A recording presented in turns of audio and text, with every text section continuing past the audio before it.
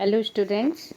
आज मैं आपको जो हमारे फूड में न्यूट्रिशन एलिमेंट्स हैं उसके बारे में थोड़ा सा बता रही हूँ।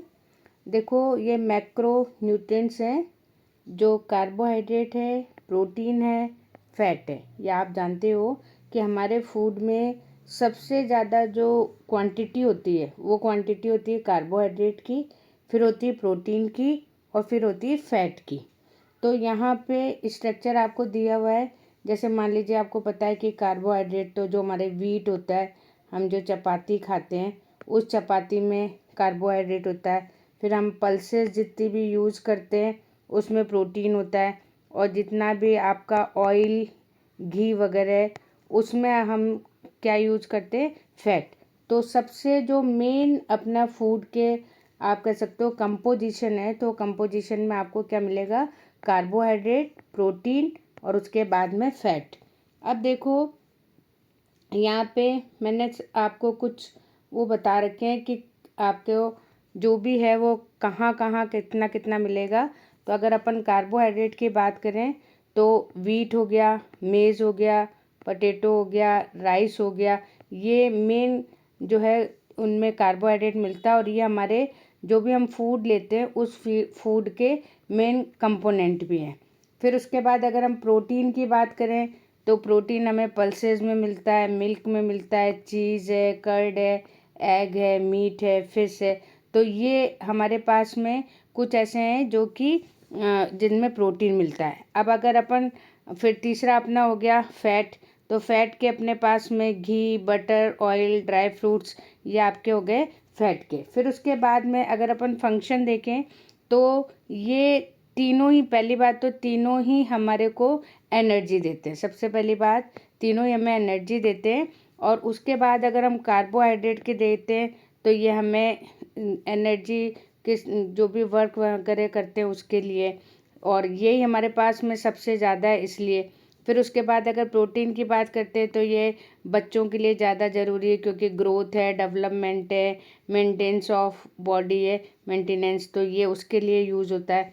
और उसके बाद में फ़ैट है, तो फैट से हमें सबसे ज़्यादा एनर्जी मिलती है। अगर हम तीनों में देखें केमिकल वाइज तो सबसे ज़्यादा एनर्जी हमें किस में मिलती है, फैट में मिलती है। फिर उसके बाद में हमारे पास में नॉन एनर्जी यील्डिंग न्यूट्रिएंट्स हैं। तो इसमें आपका विटामिन्स आ गया, मिनरल आ गया, वाटर आ गया। तो ये जो है हमें एनर्जी तो नहीं देते हैं लेकिन ये हमारे लिए इम्पॉर्टेंट बहुत है क्योंकि आपको पता है कि जो विटामिन्स हैं वो हमारी जितनी भी दूसरी चीज़ें हैं, जैसे इसमें लिखा हुआ है कि ऑर्गेनिक कंपाउंड्स हैं। फिर उसके बाद में help regulate release of energy and other aspect of metabolism, तो ये हमारी दूसरी चीज़ों में काम करते हैं। फिर उसके बाद में आपको पता है जो विटामिन्स होते हैं उनको हमने दो में डिवाइड किया हुआ, ये भी आपने 12th में केमिस्ट्री में भी पढ़ा था कि कुछ होते हैं विटामिन वाटर सॉल्युबल, उसमें आपके बी और सी आते हैं, और जो फैट सॉल्युबल होते हैं उसमें आता है विटामिन ए, डी, ई, के। तो ये भी एमसीक्यू के आपके बहुत अच्छे क्वेश्चन हैं, चाहे केमिस्ट्री में आए चाहे आपके बायोलॉजी में आए। उसके बाद में अपने पास में अगर आप देखते हो तो एनर्जी यील्डिंग में अभी अपन ने देखा कार्बोहाइड्रेट है, फैट है, प्रोटीन है, और इसमें आप क्वांटिटी देख रहे हो तो सबसे ज़्यादा आपको किसकी दिख रही है, कार्बोहाइड्रेट की। उसके बाद में आपके पास किसकी, फैट की। और उसके बाद में नेक्स्ट है आपकी उसके बाद में प्रोटीन है, और प्रोटीन के बाद में ये जो येलो पार्ट है वो आपका क्या हो गया, फैट। तो इस तरीके से हमारे फूड में होती है। अब देखो कार्बोहाइड्रेट, फैट, एनर्जी यील्डिंग, फिर उसके बाद में क्योंकि ये क्वेश्चन आते हैं कि कौन से एनर्जी यील्डिंग है कौन से ये, तो इसमें आप कर सकते हो। और इनसे हमें कैलोरीज मिलती है, और इन्हीं को बर्न करने के हमारे लिए जितनी भी ये मान के चलो कि फिज़िकल एक्सरसाइज है या फिज़िकल वर्क है उसमें हम इसी से एनर्जी बर्न करके काम करते हैं। फिर उसके बाद में देखो सबसे पहले कार्बोहाइड्रेट है। अब कार्बोहाइड्रेट जो है अगर आपके पास में ज़्यादा है, अब कार्बोहाइड्रेट का मेन हमारे कंटेंट्स क्या होता है, ग्लूकोज। आप कैसा भी फूड ले रहे हो वो अल्टीमेट हमारे डाइजेशन के बाद किस में बदलता है, ग्लूकोज में। अगर ग्लूकोज हमारे पास में ज़्यादा हो गया तो उस कंडीशन में किस में बदलेगा, ग्लाइकोजन में। तो ग्लाइकोजन हमारा क्या हो गया, रिजर्व फूड हो गया। फिर अगर ये भी ज़्यादा हो गया तो ये किस में बदलेगा, फैट में। तो ये इस तरीके से जो है एक के बाद एक में जो है बदलता जाता है। फिर उसके बाद में हमारी जो डाइट है कंसिस्ट, उसमें 60% आपको कार्बोहाइड्रेट दे रखा है, 12% जो है प्रोटीन दे रखा है और 30% आपको फैट दे रखा है। तो ये भी आपके MCQ के लिए बहुत अच्छे क्वेश्चन है कि हमारे फूड में, अब ये ध्यान रखना, अगर केमिकल वाइज हम देखें तो सबसे ज़्यादा एनर्जी मिलती है फैट में, और अगर हमारे फूड या डाइट की बात करते हैं तो सबसे ज़्यादा एनर्जी कौन देता है, कार्बोहाइड्रेट। क्यों देता है, क्योंकि इसकी परसेंटेज सबसे ज़्यादा है। तो इसलिए जो है अगर फूड में एनर्जी का आता है तो आप कार्बोहाइड्रेट लिखोगे, और अगर केमिकली पूछता है तो आप क्या लिखोगे, फैट।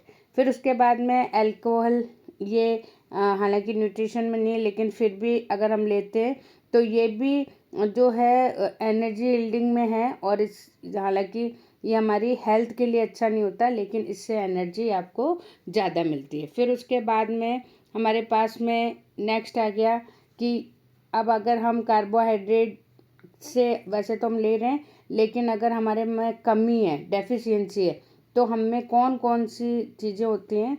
तो आपको पता है मसल्स क्रैम्प, यानी जैसे जिसे अपन थोड़ी सी अपनी जो मसल्स है वो मुड़ जाती है, या हमें उठने में एकदम से जिसे कहते हैं ना क्रैम्प आ गए, तो वो है। फिर मसल फैटिक, यानी अपनी जो मसल्स है उनका थकना, फैटिक मतलब थकना, हेडेक है, डिजीनेस है, कन्फ्यूज़न है, फास्ट हार्ट बीट है, स्वेटिंग है, एसिडोसिस है, ये मतलब थोड़ी केमिकल हो गई। फिर कीटोसिस है, हाइपरग्लाइसीमिया है, और कॉन्स्टिपेशन है। तो ये कुछ है, अगर कार्बोहाइड्रेट इम्बैलेंस होता है तो उस कंडीशन में ये डेफिशिएंसी हमें दिखती है। फिर उसके बाद में अगर अपन प्रोटीन की देखें तो ये जो दो डिजीज़ दे रखे हैं बहुत इंपॉर्टेंट है, क्वासिकोर और मेरासिम। इसमें देखो आपको डायग्राम दिख रहा है कि यहाँ पे थिन और बिल्कुल वैसी आपको हेयर लाइंस दिख रही हैं। फिर शक्ल भी जो बिल्कुल है मून फेस। फिर उसके बाद में यहाँ पे देखो इसका जो स्टमक पोर्शन है वो भी निकला हुआ है, यहाँ पे भी आपको यही दिख रही है। फिर इसमें जो फेस है वो इस तरह का दिख रहा है और बिल्कुल पतला सा दिख रहा है, लॉस ऑफ मास। तो ये इसके कैरेक्टर है। तो कई बार ये आते भी हैं कि कौन सी डिजीज़ है जो प्रोटीन डेफिशिएंसी से होती है। तो यहाँ पे इसमें आपको बता भी रखा है, disease protein energy malnutrition. कभी ये इसका फुल फॉर्म आता है तो protein energy malnutrition, malnutrition मतलब होता है कुपोषण। तो फिर इसमें occur children change breast feeding and diet low in protein. फिर उसके बाद में पिगमेंटेशन, यानी उनमें कुछ धब्बे दिखने लगेंगे, वॉमिटिंग है, डायरिया है, ओडिमा है। तो ये इसके सिम्टम्स हैं। फिर उसके बाद में मरासिम, तो ये भी क्या है, due to diet very low protein and calories. तो उसकी वजह से it occur early termination of breast feeding and feeding dilute in cow milk. फिर उसके बाद में यहाँ पे भी इसके सिम्टम्स दे रखे हैं, वेट लॉस हो जाता है, डायरिया, डिहाइड्रेशन, रेस्पिरेटरी इन्फेक्शन। तो ये आपकी किसकी होगी, प्रोटीन की। और फिर उसके बाद में अगर अपन बात करते हैं, अब अपने पास में देखो ये बहुत इम्पॉर्टेंट है, वेरी इम्पॉर्टेंट, क्योंकि एक क्वेश्चन यहाँ से आते ही है। देखो फूड सोर्सेज हो गए हमारे, कार्बोहाइड्रेट हो गए 4 किलो कैलोरीज, प्रोटीन है उसकी भी 4 कैलोरीज है, और फैट है उसकी जस्ट डबल है। ठीक है, तो यहाँ पे देखो सबसे ज़्यादा, अभी मैंने आपको बताया था कि केमिकल है, तो अगर केमिकल के हिसाब से देखते हैं तो फैट की एनर्जी सबसे ज़्यादा है, इनकी आधी आधी है, लेकिन इसकी क्वांटिटी ज़्यादा है। तो इसलिए जो है हमारे अगर फूड की बात करते हैं तो सबसे ज़्यादा एनर्जी हमें कौन देता है, कार्बोहाइड्रेट।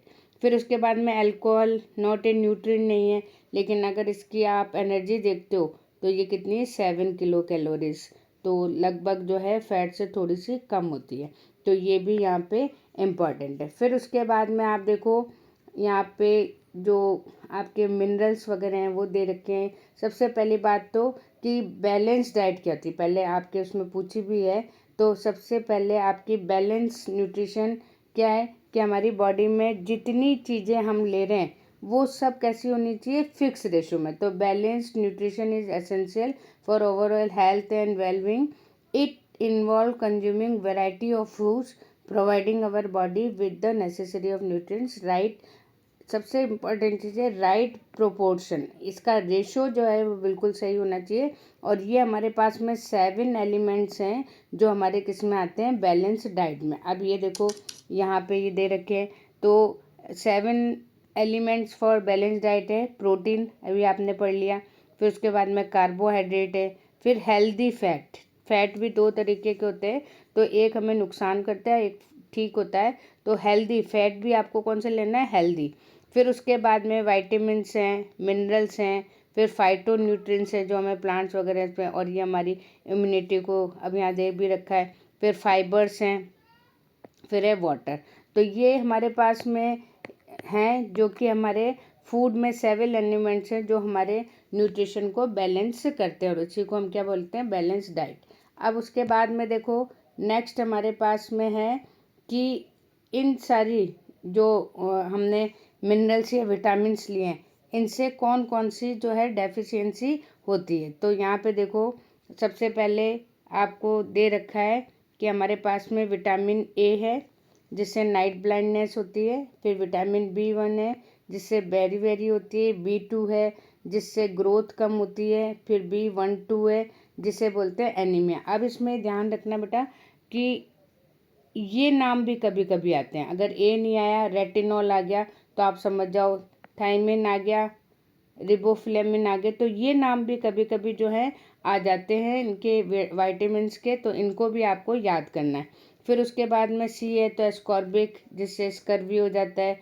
डी है जिससे कैल्सीफ्लोर है तो इससे रिकेट्स हो जाता है। फिर फ्लाइकोकुनिन है तो excessive bleeding due to injury. तो ये यहाँ पे आपके वाइटामिन्स के दे रखे हैं। उसके बाद में फिर यहाँ पे हमने कुछ न्यूट्रिशन भी आपको दे रखे हैं।